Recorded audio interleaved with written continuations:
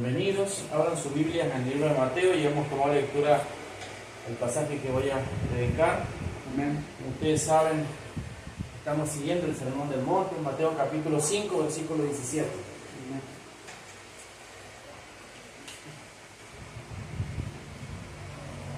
Este sermón lo he titulado El Evangelio y la Ley. La Reina Valera le llama Jesús y la Ley, ¿han visto? Entonces yo quiero llamarle la atención y lo único que he cambiado es el Evangelio, porque Cristo nos trae el Evangelio. Entonces este sermón se llama el Evangelio y la Ley. Bien. Ustedes saben, mis hermanos, que Jesús, cuando da este sermón, no habían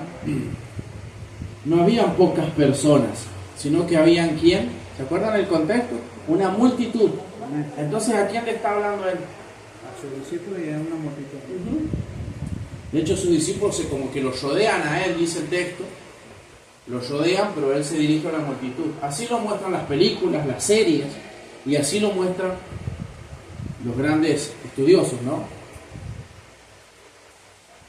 Por tanto, el versículo 17 dice, no penséis. Entonces, ¿a quién le está hablando?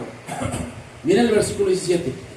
No penséis, o no, nosotros diríamos en un idioma más latinoamericano, no piensen que he venido para abrogar la ley.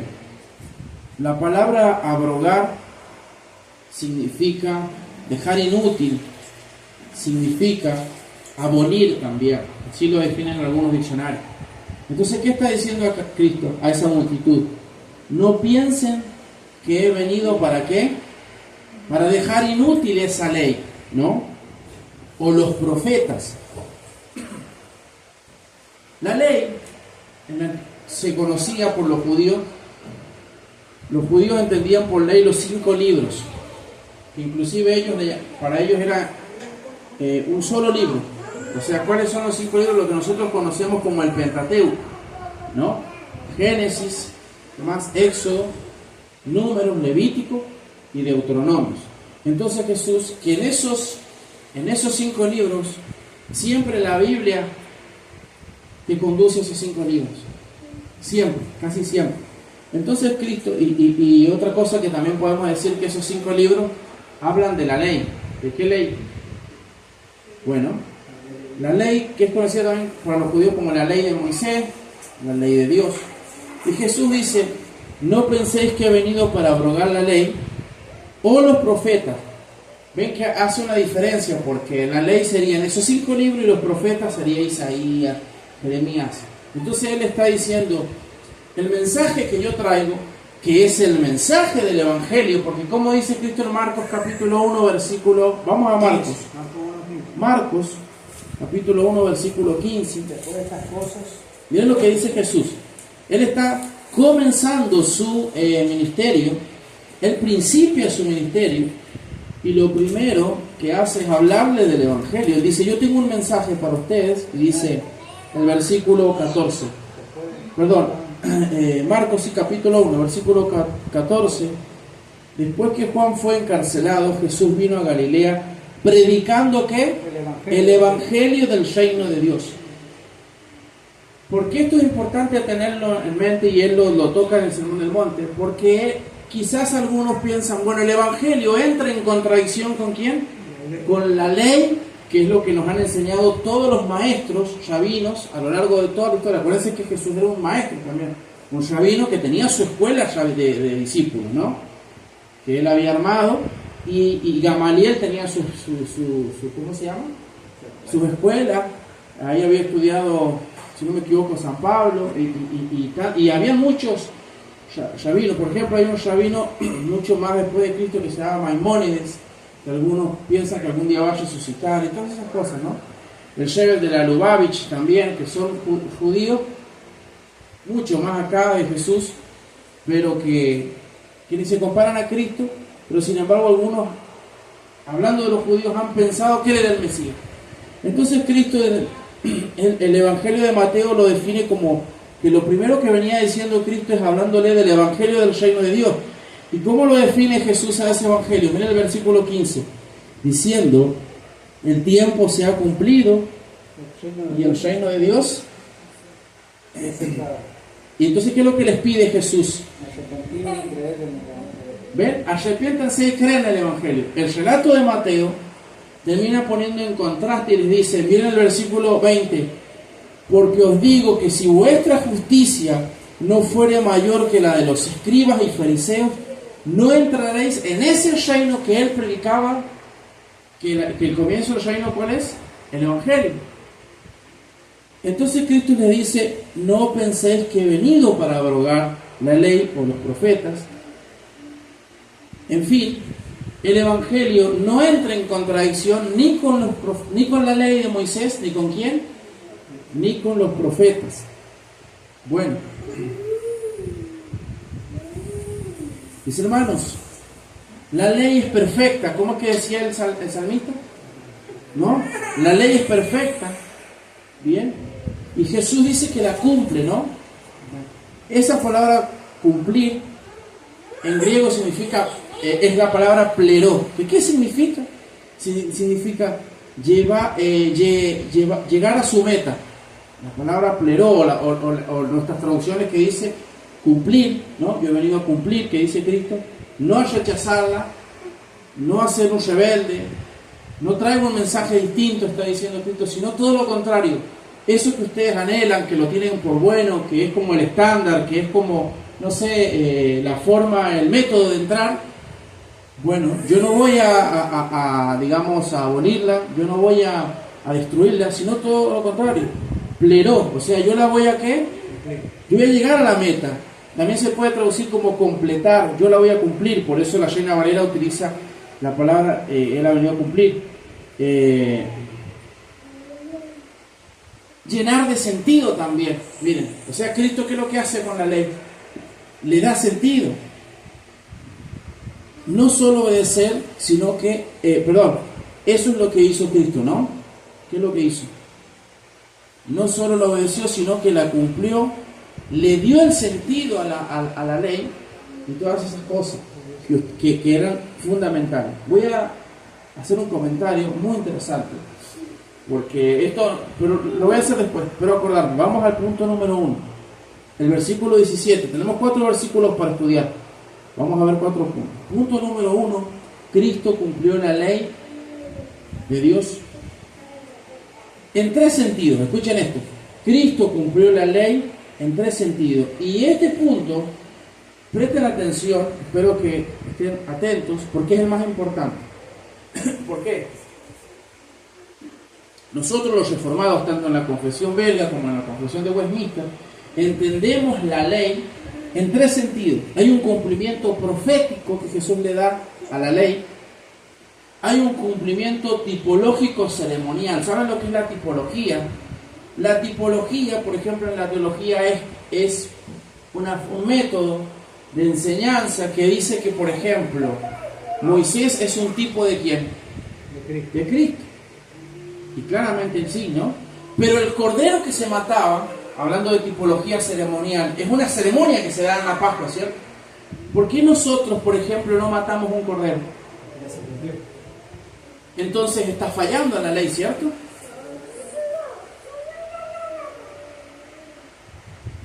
O sea, hay un elemento, lo que estoy diciendo, hay un elemento de discontinuidad y sí de continuidad después de Cristo. Hay un elemento de discontinuidad para la ley, ¿por qué? Porque la ley dice de que vos tenés que matar ¿qué? Un cordero. Y si no lo matás, lo estás ¿qué? Lo estás, digamos, la estás desobedeciendo. Por eso la palabra pleró, eso de cumplir, Cristo cumple. Y eso es lo que es, por eso hablamos de que la ley tiene 3 aspectos: un cumplimiento profético, o un aspecto profético, un aspecto tipológico ceremonial y un aspecto moral. ¿Se entiende? ¿Hasta ahí se entiende? Entonces, estos elementos de continuidad y discontinuidad. Por ejemplo, la ley, ¿qué es lo que dice? No robarás. ¿Eso continúa o se debe discontinuar? No se debe cumplir. Pero matar un cordero, ¿se debe seguir? No. Les voy a contar una historia. Estuve estudiando la palabra ley y tuve un profesor que es un hombre, un académico de un nivel extraordinario, un hombre que conoce muy bien los idiomas originarios, que ha viajado muchas veces a Jerusalén porque es arqueólogo. Y él comenta que hasta hoy en día existe una tribu que vive en Samaria, donde pasó Cristo en Samaria. Hasta hoy en día existe una tribu donde tú puedes visitarla, tienen un templo, y cuando llega el día de matar el cordero, ¿no?, de ese cordero pascual, de todas esas fiestas, hay una muy importante, que lo que hace esos sacerdotes, ¿cómo es que se llama? ¿Cómo es que dije? De los samaritanos, hasta hoy en día, o sea, siglo XXI, ¿qué es lo que hacen? Todo ese sacrificio. Y él comentaba que estar ahí a veces te da escalofrío, cómo desgollan, cómo van al altar y todo ese derramamiento de sangre que hacen. Eso para nosotros, ¿qué es lo que es? Es una tremenda herejía, ¿sabían ustedes? Y lo vamos a ver, el Nuevo Testamento dice que si alguien derrama una gota más de sangre fuera de lo que sea Cristo, llámese que hereje. Entonces ese grupo sectario obviamente son grupos herejes, que ellos lo hacen porque lo estiman a Jesús. No lo estiman. Lo mismo pasa con los judíos. Lo que pasa es que los judíos han escrito otros libros como el Talmud y la van piloteando así. Por eso la mayoría de ellos son casi agnósticos de los judíos. Hace 2 semanas atrás, ¿saben quién es Sam Altman? Levanten la mano. ¿Saben quién es Sam Altman? Sam Altman es el CEO hoy en día y uno de los cofundadores de ChatGPT. Tucker Carlson le hace una entrevista muy impresionante. Después les voy a pasar el video, yo se lo mostré a mis alumnos. El video se llama Si la IA va a reemplazar a Dios, así se llama. Y Tucker Carlson, que es un anglicano, le hace un par de preguntas. Está muy buena esa parte. Sam Altman es judío, pero él no es un judío, por ejemplo, que sigue la Torá. Él es un judío que dice que existe una fuerza superior. ¿Cómo se llama eso? Agnosticismo. Ahora, volviendo acá, vamos al texto. No penséis que he venido para abrogar la ley o los profetas. No he venido para abrogar, sino ¿para qué? Para cumplir. ¿Qué es lo que ha cumplido Cristo? 3 aspectos. Un cumplimiento profético. Vayamos a Lucas 24, 27. Lucas, capítulo 24, versículo 27. Si se van a bancar el calor, bueno, si no es por lo prenden. Lucas 24, 27 dice así. Miren lo que dice. Y comenzando desde Moisés y siguiendo por los profetas, les declaraba en todas las escrituras lo que de él decían. Ese libro que tiene, por ejemplo, ahí la hermana, después véanlo, es un libro que se lee casi en todas las universidades y en los seminarios de teología, por lo menos protestantes. Edmund Clooney fue un erudito de un nivel muy elevado, creo que ya muerto, donde prácticamente está en las currículas en ese libro, y toma básicamente ese texto. Y todo el libro se basa en ese texto que ustedes acaban de leer. De hecho, la imagen es Jesús con los 2 de Emaús en la tapa. Y él argumenta de que todo habla de Jesús, desde Génesis 1 hasta ¿dónde? Y él dice, el protoevangelio no comienza en Génesis 3:14, sino que comienza en Génesis 1:1. En el principio era ¿quién? Y si Jesús es Dios, tiene que estar ahí. Entonces el evangelio está ahí, dice él. Obviamente que eso es discutible, pero eso ya es hacer teología. Ahora, prestan atención a lo que está diciendo acá Cristo. Y fueron, ¿cómo es que era el verso 27? Y comenzando desde Moisés y siguiendo por todos los profetas, les declaraba en todas las escrituras lo que de él decía. Cuando el texto dice comenzando desde Moisés, ¿quién escribió el Génesis? Moisés. Entonces, ¿qué es lo que está diciendo Lucas? Jesús, comenzando desde Génesis y pasando por los profetas. Lo mismo que está diciendo Cristo. No he venido a abrogar ¿qué? La ley, que son sinónimos, ni los profetas, sino dándole cumplimiento. Entonces, el primer cumplimiento es profético. De manera que a cualquier cristiano, por eso es importante la escatología, porque leíamos que Juan dice, salgan de Babilonia, ¿no? Pueblo mío. Y aquel que piense que, por ejemplo, Babilonia es Israel, como entre la semana hablaba con un hermano que es español y él me contestaba el estado y él me dice Israel. No, le dije yo respeto mucho al pastor Sufán, le digo, pero no es Israel porque yo nunca he estado en Israel y a mí ese texto de que yo salga de Israel, nunca he sido judío, ¿tiene sentido para nosotros? No. Sí he sido romano, pero ya no estoy, entonces si yo ya cumplí con eso de salga, y ustedes saben cuál es el significado, ¿no? De salir de Babilonia, dice uno de los mayores teólogos, por lo menos de nuestra tradición, de nuestra confesión, que salir, que la gran ramera, o que, ¿cómo es que se llama Babilonia? ¿Quién es? Es el mundo, así lo dice cortito. Simon Kistemacher dice, la mujer que está ahí es el mundo, es un sistema anticristiano que creo que hace que nosotros robemos, mintamos y que en última instancia le demos la espalda a Dios, que nos dejemos llevar por las luces, por la ciudad de la vanidad, como dice John Bunyan, y abandonemos, ¿qué? Todo el camino de Dios. O a veces que seamos como Tiatira. ¿Qué es lo que hacía Tiatira? Toleraba a quién? A Jezabel. Y hay muchos cristianos que, como dice también en su comentario en ese texto el pastor Joel Vicky, que nosotros arreglamos la parte de adelante, pero dejamos la puerta atrás. Entonces servimos al Señor, hacemos el devocional, todo lo que más, pero hay una puerta y un área en nuestra vida que no le hemos cerrado. Y ustedes le ponen nombre, es un pecado que nosotros lo tenemos ahí. Entonces el diablo, ¿qué es lo que hace? Entra. Y Jesús habló metafóricamente de una soya que entra en las viñas y ¿qué es lo que hace? Y eso pasa en la agricultura, que cuando quieren ver una soya va de a poquito, ¿y qué es lo que hace? Echa a perder todo el cultivo. Entonces el mundo, cuando Dios nos dice salgan de Babilonia, pueblo mío, es salir del mundo. Y ustedes ven eso que tiene más sentido porque toda la Biblia, en el contexto general, que así es como se debe interpretar, la Biblia nos enseña qué es lo que dice: si alguno es enemigo del mundo, se constituye ¿qué? Enemigo de Dios. Enemigo de Dios. Entonces, volviendo acá, hay muchas interpretaciones que piensan, por ejemplo, estoy leyendo un libro que es buenísimo, que se llama Ilan Pappé, que es un judío que escribe acerca del conflicto entre Israel y Palestina.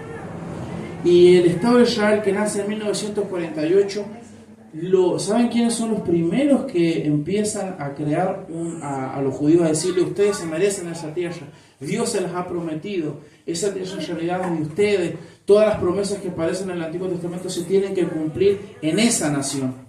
Entonces, ¿qué es lo que hace este espíritu? En vez de decir se cumple en Cristo, lo que está diciendo acá la Escritura lo dice, se tiene que cumplir ¿en quién?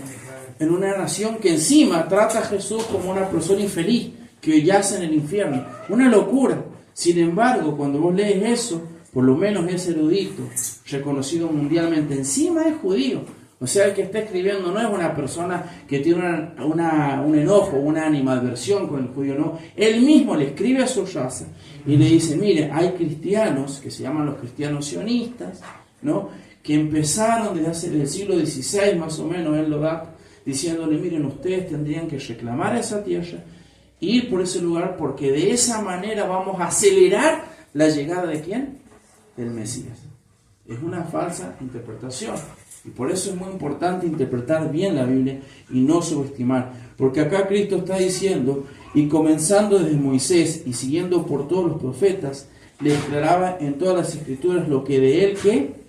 Decían. Entonces todas las promesas que aparecen de ¿cómo se llama?, del reino eterno y todo eso que Dios le habla a Israel, se cumplen ¿en quién?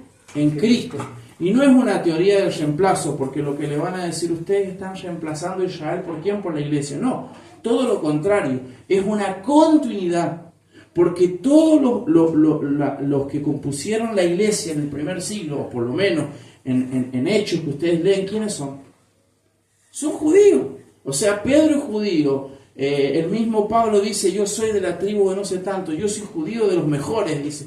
Toda la iglesia primitiva es judía, así que no te vengan a decir: no, pero en realidad es un reemplazo. No, nosotros entendemos que la iglesia está compuesta por judíos y ¿quién? Y el pasaje polémico de Romanos 11 que dice: todo Israel será salvo, no significa que todos esos judíos de 144.000 que en la gran tribulación, no, todos los judíos elegidos por Dios en esta dispensación, ¿qué es lo que van a hacer? Van a ser salvos. cuando escuchen el Evangelio y crean que Jesús es el Señor. Entonces una continuidad en el plan de Dios entre tanto judío con quién. Miren lo que dice Colosenses, para que vean que hay un cumplimiento profético. Colosenses capítulo 2, versículo 15. Yo quiero que ustedes participen de esto para que lo hagamos más interactivo, dado que tenemos instalaciones chiquitas y eso es bueno. Y vamos a aprovechar porque si algún día crecemos, si es la voluntad de Dios, en una predicación difícilmente lo podamos hacer, ¿no? Pero bueno, ahora sí lo podemos hacer. Así que váyanse a Colosenses capítulo 2, versículo 15, 14, miren. ¿Quién lo quiere leer? Del 14 al 17. Y anular la deuda que teníamos pendiente por los requisitos de la ley. Él anuló esa deuda que nos era adversa, clavándola en la cruz. Desarmó a los poderes y a las potestades, y por medio de Cristo los humilló en público al exhibirlos en su desfile triunfal. Así que nadie los juzgue a ustedes por lo que comen o beben, o con respecto a días de fiesta religiosa, de luna nueva o de reposo. Todo esto es una sombra de las cosas que están por venir. La realidad se halla en Cristo. ¿Ven? Lo que dice el versículo 16, por tanto, primero Pablo le está diciendo a los colosenses, exaltando de que como la muerte de Cristo tiene una magnitud y tiene una eficacia, pero sobre todo tiene un cumplimiento de ciertas cosas que tienen que ver, ¿no?, con ese cumplimiento profético, que eso es lo que estamos viendo. Y el verso 16, por tanto, nadie os juzgue en comida o en bebida. ¿Por qué? Porque a estos colosenses es muy probable que algunos judíos, que ustedes saben que en el siglo I existían los cristianos judaizantes, ¿han escuchado hablar de eso? Son cristianos que siguen creyendo en Jesús, pero le dan una continuidad, en vez de discontinuar lo que es ceremonial, siguen dándole que una continuidad. Entonces ellos, ¿qué es lo que quieren? En Gálatas, lean el libro de Gálatas, quieren circuncidarse. ¿Qué más quieren? Guardar toda la fiesta, Yom Kippur, panes sin levadura. ¿Qué más? ¿Cómo se llama? La fiesta de los tabernáculos, la fiesta del Pentecostés, son otras fiestas más. Eso es necesario. Que nadie los juzgue, le dice Pablo, si ustedes no hacen eso. Miren, les voy a poner un ejemplo para que se entienda esto. A lo largo de la historia, el cristianismo histórico ha puesto una fecha para celebrar el nacimiento de Cristo. Y hay gente que le pone muchas cargas pesadas y le dicen, no festejes Navidad, porque la Navidad, ¿qué es lo que es? Es del diablo. Y otros se van al extremo y te pueden decir, festeja la Navidad, porque ese día, como a veces ha hecho el catolicismo, es el día que nació Cristo. ¿Quién sabe el día que nació Cristo? Pero no está mal, digamos, tomar una fecha, utilizarla para generar un espacio en nuestros corazones de reflexión, de saber que históricamente existe una persona que es Dios, y no una teoría meramente, sino un día histórico, aunque no sea exactamente, porque hay ciertas cosas en la antigüedad, y eso te lo van a dar a la derecha cualquier, que no se sabe qué día, pero saben que existió, y que Cristo no quede como una fábula. Ahora, usted, si quiere festejar Navidad, festéjela, y si no quiere, por eso que nadie lo juzgue por comida o bebida, o en cuanto a días de fiesta, luna nueva, o días de reposo. ¿Puedo decir algo más que se me viene a la mente que pueda tener sentido? A veces pasa que en el cristianismo te suelen decir, por ejemplo, no tenés que tomar, no tenés que beber. O algunos suelen decir, bueno, pero tenés que beber, no sé, por ejemplo, una botella o 2 vasos. Eso también es un error. ¿Por qué? Decía un comentario que esto me parece muy acertado. Un vaso para una persona, porque ¿cuál es el límite? ¿Cuándo es pecado cuando uno bebe alcohol? Emborracharse. Pero si Leo toma una, no sé, 2 cervezas y se emborracha, ¿qué es lo que pasó? Entonces cuando alguien le agrega algo a lo que dice la Biblia, y he escuchado, tienes que beber esto, está incurriendo ¿en qué? En un terrible legalismo. ¿Bien? Porque eso es muy subjetivo. Y eso explicaba un profe en el seminario y me encantó. Por eso yo se les paso ese conocimiento. Capaz que cierta persona pueda tomar, no sé, mucho más. ¿Y qué es lo que pasa? Está, ¿cómo se llama? El otro día, les voy a poner un ejemplo, anoche tuvimos una fiesta y cuando quisimos ver, había personas que estaban ya que, estaban borrachas. Y capaz que había otras personas que estaban intactos. Entonces uno pecó, entonces es subjetivo y uno lo maneja, uno lo sabe. Entonces ponerle un límite a alguien, ¿qué es lo que está incurriendo en qué? En un legalismo. Ahora, esto no tiene mucho que ver con eso, sino esto tiene que ver más con qué, con lo ceremonial. Bien, y eso que apuntaba, eso profético, tiene un cumplimiento en Cristo. Verso 17, todo lo cual es sombra de lo que había de venir. ¿Qué es todo? Bueno, lo que está diciendo recién, ¿qué? La luna nueva que aparece en el Nuevo Testamento, en la ley de Moisés, los 613 mandamientos, eso que muchos tienen que ver. Otra cosa que me contó el profesor que él es arqueólogo y ha hecho sus estudios, y él decía lo siguiente: ustedes saben que hay una ley en Levítico, más o menos por el capítulo 10, donde la mujer, por ejemplo, si estaba hinchada y el hombre la notaba que estaba hinchada, y eso lo dice en la Biblia, pues eso ya era símbolo de que le había sido infiel. Yo sé que usted es capaz que me diga, no, sí, si ha leído la Biblia, lo tiene que haber leído alguna vez, capaz que no se acuerda. Entonces, simplemente el hombre la miraba hinchada, y a veces ustedes pueden estar hinchadas por un montón de cosas. Entonces eso ya podría ser símbolo de llevarla y matarla. Decía el profesor, este erudito, que en realidad en los estudios arqueológicos que se han hecho, no existe un caso que esa ley se haya ejecutado. Es importante lo que él dice, pero no quiere decir, por lo menos no hay estudio donde una mujer haya muerto por esa ley, pero lo dice la Biblia. Ahora eso, imagínense que eso hoy tenga continuidad, y vos la ves a tu esposa hinchada y ¿qué es lo que hace? No, esta me es infiel, la sacamos y la apedreamos. O por ejemplo la muerte de los homosexuales, de matarlo. Muchas de esas leyes que estaban ahí, que eran rígidas, no se han encontrado elementos que se haya llevado a ejecutar, que haya llegado hasta ese momento, hasta ese extremo. Porque hay muchas leyes, saben ustedes, en el Código Civil inclusive, o penal en nuestra Argentina, y muchos de ellos no se han llegado. Así como hay casos que después se tiene que crear una ley por algo, tampoco algunos que no se han aplicado, pero está ahí. Vamos al segundo cumplimiento de Cristo. El segundo cumplimiento es un tipológico ceremonial. Bueno, eso lo vamos a pasar. O solamente vamos a leer un solo versículo. Vamos a Hebreos. Ustedes ya han estudiado el libro de Hebreos, capítulo 8, versículo 13. Al decir nuevo pacto, ha dado por viejo al primero. Miren, Hebreos capítulo 8, versículo 13 dice: al decir nuevo pacto, ¿qué está diciendo el autor de Hebreos ahí? Natalia, después decía a los niños que entren, que jueguen allá, pero que no se queden afuera. Por favor, que cuando vengan, que entren, que nadie se quede afuera. Al decir nuevo pacto, ha dado por viejo ¿a qué? Al primero. ¿Quién es el que dijo nuevo pacto? Cristo. ¿Se acuerdan la última cena? Y él intuye. Y lo que se da por viejo y se envejece está próximo ¿a qué? A desaparecer. Versículo 11 del capítulo 9.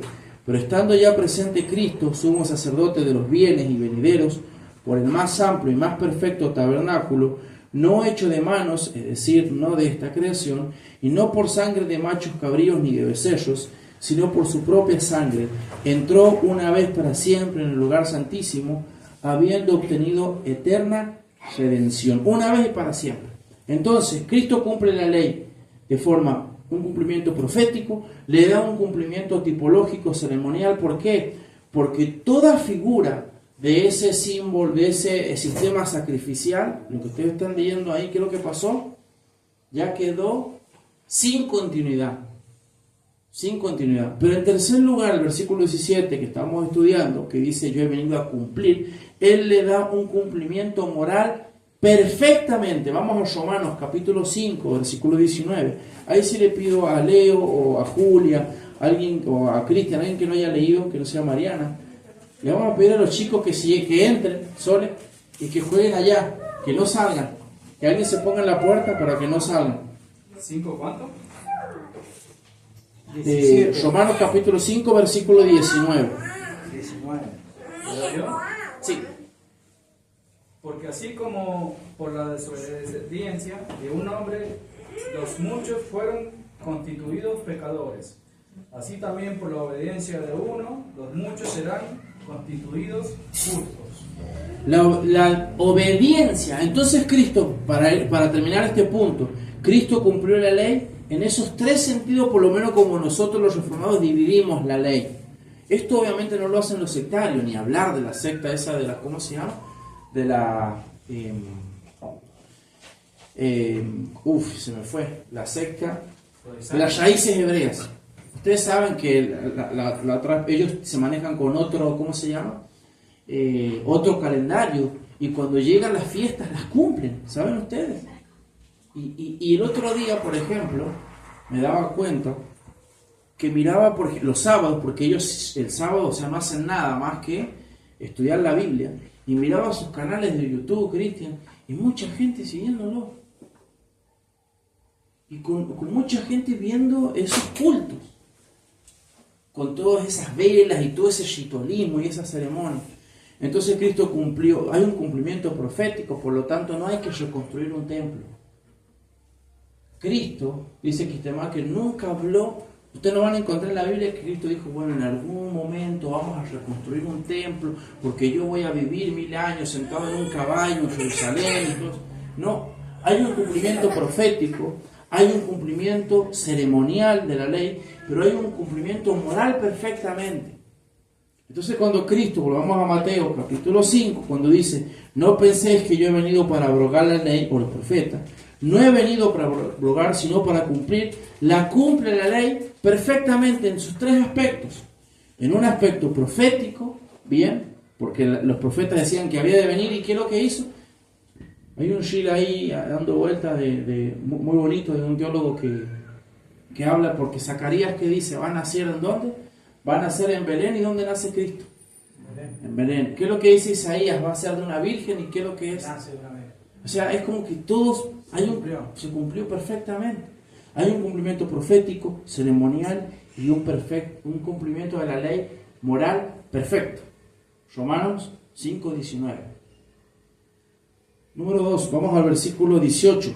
Hay el cumplimiento de la palabra de Dios. Número 2, el cumplimiento de la palabra de Dios. Cuando Jesús dice que nada pasará hasta que todo se haya cumplido, afirma que la autoridad de la palabra es estable y que su obra es la consumación de la ley. Eso es lo que está diciendo Cristo. Leamos el versículo 18. Versículo 18 dice, porque de cierto os digo que hasta que pasen el cielo y la tierra, ni una iota ni una tilde pasará de la ley, hasta que todo se haya cumplido. Bueno, el cumplimiento de la palabra de Dios. Cristo es la palabra, Cristo es el verbo, y en Él se cumple toda la palabra de Dios. Por eso afirmamos que la autoridad de la palabra es estable y que su obra es la consumación de la ley. Por esto que dice Cristo, nosotros debemos estar contentos, debemos estar tranquilos, debemos estar con fe, que lo que dice, por ejemplo, el libro de Apocalipsis, aunque acá Cristo no esté hablando de eso, porque todavía no se escribía, pero por implicación está toda la palabra de Dios, que se va a cumplir. Y el libro de Apocalipsis dice que la iglesia va a salir más que vencedora. Vamos al versículo 19 y el tercer punto, que es la obediencia. La obediencia no salva, pero importa. Número 3, la obediencia salva, la obediencia no salva, porque la obediencia que salva es la que ustedes acaban de leer, que quien cumple moralmente la ley, ¿quién es? Jesús. La obediencia no salva, pero importa. Ese es mi tercer punto. Los creyentes no quedarán libres de la ley, sino libres para obedecerla. Bien, nosotros, o sea, lo que va a hacer Cristo acá es evitar en caer tanto en un legalismo, como caer también, sobre todo en qué, sobre todo en esta parte, en un libertinaje, en algo, en un estado donde se niegue la ley, donde ya, como quien dice, Dios solamente es un mal padre que solo te ama en el sentido de que te consiente todos tus pecados. Y el pecado, ¿quién dicta que es pecado? La ley. Leamos qué dice el pasaje. A ver, mi hermano Cristian va a leer el verso 19. ¿De qué libro? Verso 19. Mateo 5, 19. Amén. De manera que cualquiera que quebrante uno de estos mandamientos, muy pequeños, así enseña a los hombres, muy pequeño será llamado en el reino de los cielos. Mas cualquiera que los haga y los enseñe, este será llamado grande en el reino de los cielos. Bien, quiero decir dos cosas acá, que se me viene a la mente rápido. Cuando Cristo está escribiendo estas cosas, obviamente que se está refiriendo a toda la ley en el sentido de que hay ciertas cosas de la ley que todavía deben continuar. El problema de esto, y sobre todo que estos pasajes son caballitos de batalla de los sectarios, como por ejemplo las raíces hebreas, ¿sabían ustedes eso? Porque imagínate, los tipos agarran esto que dice Jesús, te lo ponen a Jesús y le dicen, más vale que use los, ¿cómo se llaman? Los flecos, más vale que te circunciden, le dicen, porque si no, ¿qué es lo que pasa? Estás invalidando la ley y les hacen toda esa, ¿cómo se llama? Psicosis, imagínense, yo he hablado con ellos en las redes y también personalmente, es una cosa de loco. Ahora, ¿qué está diciendo el Señor? Les dije que los creyentes no quedan libres de la ley, pero ¿de qué ley? ¿Qué dice nuestra confesión, por ejemplo, en el artículo 25? O la confesión de Westminster en el capítulo 19, artículo 3. Pero vamos a la nueva, las dos son parte de la reforma. Pero el artículo 25 de nuestra confesión dice que la ley ceremonial ha sido, ¿qué? Abolida. ¿Es necesario usar velo? No. ¿Es necesario usar esos ¿cómo se llaman, Cristian? Los flecos. ¿Qué? Es necesario que los varones, porque una de las cosas que hacen los hombres de esa secta de los judaizantes, tienen la barba ¿hasta dónde? Se larga. Mi amigo que entró en esa secta hoy en día tiene la barba inmensa. Y no se la corta porque está siguiendo la Torá. La Torá dice eso. Y él me dice que guarda Torá, Franco, y el sábado, y, no sé, y un montón de cosas. Y yo lo miro, ¿viste? Y no sé si reírme o llorar. Porque él había sido un hijo de Lutero. Había nacido en una iglesia luterana allá en Santa Fe. Pero siempre fue una persona que él no atenta a la palabra de Dios. ¿Cómo es que dice Hebreos capítulo 5? Habiéndose ¿qué? Habiendo ya sido ¿qué? Maestros. ¿Son qué? Son niños, algo así dice la palabra, ¿no? Y tengo necesidad ahora de darles leche y no carne. Ahora, leamos Romanos capítulo 8, versículo 4.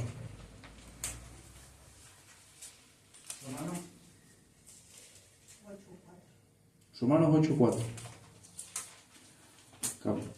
El libro de Romanos, capítulo 8, versículo 4. Para que la justicia de la ley se cumpliese en nosotros, que no andamos conforme a la carne, sino conforme al Espíritu. La ley lo que hace, mis hermanos, es demostrarnos que nosotros somos pecadores. Y el Espíritu, ¿qué es lo que hace? Nos da la fuerza para poder cumplir esa ley. ¿Pero qué ley? Ya lo dije. No la ley ceremonial, sino esa ley moral. ¿Cuál es esa ley moral? Esa que está desde el principio, en los 10 mandamientos. No robar, no matar. Y la que vamos a leer acá, porque Cristo va inclusive a explicar el espíritu de la ley. Que eso es algo interesante también, que lo voy a decir. Ustedes siempre cuando encuentren una ley, o la ley que aparece en la Biblia, traten de encontrar el espíritu de la ley. Y eso se lo va a decir cualquier experto en la Biblia. O sea, porque si no vamos a caer en ¿qué? En un estricto legalismo. ¿Bien? Y eso muchas veces ha pasado en la tradición reformada con el Día del Señor. Entonces en el Día del Señor, bueno, no se puede hacer nada. Pero si se es médico y se está muriendo, bueno, que se muera. No. El mismo Cristo, los fariseos le dicen, ¿cómo es que vas? Y él les pone un ejemplo, pero si el buey se está, ¿qué? Muriendo, ¿lo vas a dejar que se muera? Entonces hay que ver el espíritu de la ley. ¿Qué es lo que nos está comunicando Dios? Bien. La grandeza en el reino se relaciona con enseñar la ley correctamente y vivirla desde un corazón renovado, mis hermanos. Leamos ahí el versículo una vez más 19, ya vamos a ir Terminando, vamos por el punto 3, de 4. De manera que cualquiera que quebrante uno de estos mandamientos muy pequeños y así enseñe a los hombres, muy pequeño será llamado en el reino de los cielos. Claramente Cristo también está hablando de no ser hipócrita. Cristo está hablando, Señor, de que si nosotros enseñamos, también tenemos que cumplir. Bien, de manera que cualquiera que quebrante uno de estos mandamientos y así enseña a los hombres. Pero acá lo que vemos es no bajarle el estándar, ¿no? Porque a veces lo quebrantamos y le enseñamos eso, bueno, no te congregues. ¿Pero por qué? Y porque yo no me congrego. Entonces yo lo quebranto y ¿qué es lo que hago? Le enseño. También está mal aquella gente que da testimonio sin cumplir, ¿lo han visto eso? Cristian, pero miren lo poderosa que es la palabra, por eso el punto 2, que le hablaba del cumplimiento de la palabra de Dios, cuando escuchan el testimonio de él breve, muy simple, está en la cancha, está triste, depresivo, toda una mujer fumando, una mujer que no tenía nada, había escuchado el Evangelio, pero simplemente había recibido un milagro de parte de Dios, o no sé, y estaba fumando y con un montón de malas palabras, creo que dijo él, y le dijo, ve a una iglesia evangélica y pide ese milagro o algo así, pero le habla de la palabra de Dios de alguna manera. ¿Estaba cumpliendo? ¿Es bueno eso? Tampoco es bueno eso. Pero por providencia de Dios, Dios usó eso para que él naciera de nuevo, porque como dice el pastor, nuestro pastor Juan Camilo Tobar, lo diga quién, lo diga el diablo, lo diga el chapulín colorado, si es palabra de Dios, ¿qué es lo que es? Es palabra de Dios y es verdad, dice él. Así lo diga Balaam. ¿Han visto la Biblia qué es lo que dice? Lo digan los demonios, es palabra de Dios. No es una palabra, el poder de esa palabra no es de ellos, sino es de quién? De Dios, de Jehová, de Yahvé. Ahora, sigamos con el texto. Dice, muy pequeño será llamado en el reino de los cielos, mas cualquiera que los haga y los enseñe. ¿Ven cómo Cristo pone? Lo que Cristo nos enseña no es, digamos, como veíamos en esos dos casos, alguien que no lo cumple pero lo dice, ni tampoco aquel que, ¿cierto? Tampoco aquel que no lo cumple ni tampoco lo aconseja bien, sino lo que Cristo nos enseña en el Sermón del Monte es que vivamos el Evangelio, que a veces vamos a fallar, que a veces vamos, no, pero que vivamos el Evangelio, más cualquiera que los haga y los enseñe, este será llamado grande, ¿en qué? En el reino de los cielos. Y por último, punto número 4, el creyente debe tener una justicia superior a lo de los fariseos. Repito, número 4, el creyente debe tener una justicia que supere a los fariseos. Y en el mismo capítulo, en el mismo libro, si se van al capítulo 23 de Mateo, capítulo 23, ¿cómo se los describe ahí a los fariseos? Sí, hay de vosotros, en el versículo 16, hay de vosotros guías ciegos que decís, si alguno jura por el templo, no es nada, pero si alguien jura por el oro del templo, es deudor. O sea, ellos están les importa más que el templo, que el oro de lo que está en el templo. Son interesados, son avaros, insensatos y ciegos, porque ¿cuál es mayor, el oro o el templo que santifica el oro? También decís, si alguno jura por el altar, no es nada, pero si alguno jura por la ofrenda que está sobre él, es deudor. Y bueno, y ustedes lean todo ese capítulo, pero hay muchos hipócritas, por ejemplo, hay de vosotros escribas y fariseos hipócritas, porque recorréis mar y tierra para hacer un prosélito, y una vez hecho, le seis 2 veces más hijos del infierno que vosotros. Entonces, ¿qué es lo que está denunciando Jesús? Es que los fariseos tienen una justicia que es externa, que es una justicia que es selectiva, que es una justicia que es superficial. ¿Se dan cuenta? Eso es lo que está haciendo Cristo.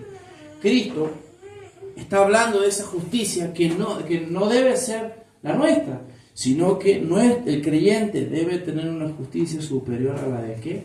A la de un fariseo. ¿Por qué? Porque decían una cosa y hacían otra. O porque enseñaban también, no solamente enseñaban mal también. Bien. Y Mala doctrina, como dice Josías Grauman, él la define como ¿qué? Como la gangrena, que a poquito, ¿qué va haciendo? Que va quemando. Porque las ideas tienen consecuencias. Versículo 20, ¿qué dice? Porque os digo que si vuestra justicia no fuere mayor que la de los escribas y fariseos, no entraréis en el reino de los cielos. Pero la justicia que Dios nos da es imputada, mis hermanos. 2 Corintios 5:21. La justicia que Dios nos da, por eso es que nosotros como creyentes no somos salvos, ¿no?, por obras, pero sí importan, ¿no? Sin embargo, las obras demuestran que hemos sido salvados. 2 Corintios capítulo 5, verso 21, dice lo siguiente la palabra de Dios. Al que no conoció pecado, por nosotros lo hizo pecado, para que nosotros fuésemos hechos justicia de Dios en él. Gracias a Dios por eso. Bien, Dios nos da una justicia imputada. La obediencia cristiana supera a la de los fariseos. ¿Por qué? Porque nace del corazón regenerado. O sea, ¿qué está pidiendo Cristo en el versículo 20? Que nosotros hagamos las cosas ¿de qué? De lo profundo del corazón. Y a Dios gracias, porque Dios ya nos ha regenerado ¿qué? El corazón. Si no, no podríamos. Por eso es que los testigos de Jehová, voy a hablar despacito porque yo frente estás. Por eso es que los mormones, que se ponen, por ejemplo, esa ropa blanca, y todo lo demás, que no tienen ni carecen de la regeneración del espíritu, cuando vos caes en esos lugares, o en el mismo catolicismo, te comportás como quien. Y querés ser estricto. ¿Por qué el catolicismo, o por qué piensan ustedes que el catolicismo tiene tanta gente pero nominal, por ejemplo? Pero cuando vos vas a aquellos que son practicantes, no estoy diciendo todo, pero la mayoría, ¿en qué caen? Tenemos la historia de Martín Lutero, ustedes lo conocen. Una religiosidad terrible, no un legalismo y tantas cosas más. El último versículo, mis hermanos, Ezequiel, y vamos a ir al Antiguo Testamento. El libro de Ezequiel, capítulo 36. Sin duda, uno de los mejores capítulos que puede tener la Biblia, ¿no? 26. Ezequiel, capítulo 36, versículo 26 y 27. ¿Qué dice? ¿Si alguien lo tiene? 36. Sí, 36. Ezequiel 36, versículo 26 y 27. Os daré corazón nuevo y pondré espíritu nuevo dentro de vosotros y quitaré de vuestra carne el corazón de piedra y os daré un corazón de carne y pondré dentro de vosotros mi espíritu y haré que andéis en mis estatutos y guardéis mis preceptos y los pongáis por obra. ¿Ven? La regeneración, o sea, un verdadero cristiano va a obedecer a Dios, un verdadero cristiano se va a congregar, porque eso es un mandamiento, es un imperativo. Un verdadero cristiano va a leer la Biblia, un verdadero cristiano va a ser como los que están allí en el templo, en el libro de Apocalipsis. ¿Se acuerdan cuando estudiamos ese capítulo? Donde en la visión, capítulo 11 de Apocalipsis, que está allí, ¿no? Y que va a orar en su intimidad con Dios. Un verdadero cristiano va a tener un deseo de buscar a Dios y ayudar a alguien, no por ganar el cielo, sino porque en agradecimiento a que el cielo Dios ya se lo ha dado. Entonces un verdadero cristiano va a ofrendar de corazón y no va a caer en una justicia que es externa, que es selectiva y superficial que tenían ¿quién? Los fariseos, porque todo el que tenga la justicia de los fariseos, según Jesucristo, ¿dónde va a terminar? Va a terminar en el infierno. Conclusión, la ley sin Cristo nos mata. Por eso el sermón, ¿cómo se llama? El Evangelio y la ley. La ley, nosotros la entendemos de tres formas, ustedes ya lo han visto, pero la ley es buena, la ley es perfecta, pero nosotros la podemos cumplir, no podemos.